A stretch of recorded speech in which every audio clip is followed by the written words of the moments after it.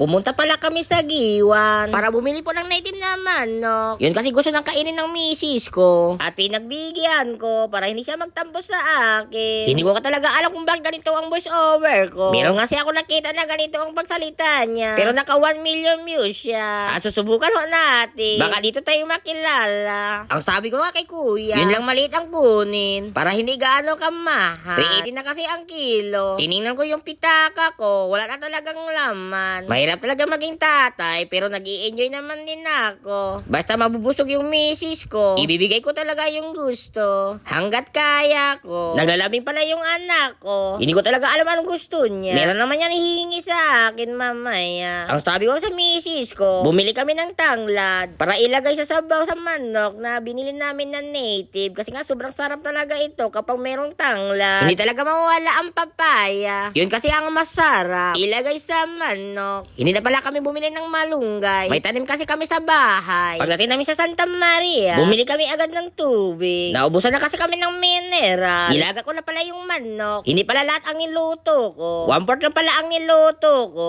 Dalawa lang kasi kami ang kakain ng asawa ko. Yung anak ko kasi, sabaw lang talaga ilalagay sa kanin. At kunti lang naman ay ilalagay sa manok ng anak ko. Para hindi masayang at mapaning. 1/4 lang ang niluto ko. Kumukulo na pala yung manok. Excited na talaga ako kainin ito. Sinabihan ko na pala yung asawa ko kasi tapos na talaga ako magluto. Siya na pala ang kumuha para hindi ako mahirapan at hindi mapasok. Ito pala yung itsura ng niluto ko. Ang sarap talaga ito, idol. Bonus pa, malambot talaga yung manok. Pinapakain ko na pala yung anak ko. Ito kasi ang paborito ng anak ko. Yung sabaw ng manok. Sinabihan ko yung misis ko. Tikman niya yung niluto ko. Buti na lang nagustuhan ng misis ko yung nilagang manok ko. Tara, kain tayo. Yun lang po talaga mga idol. Maraming salamat sa suporta ho ninyo sa akin. Thank you and God bless. Bye-bye!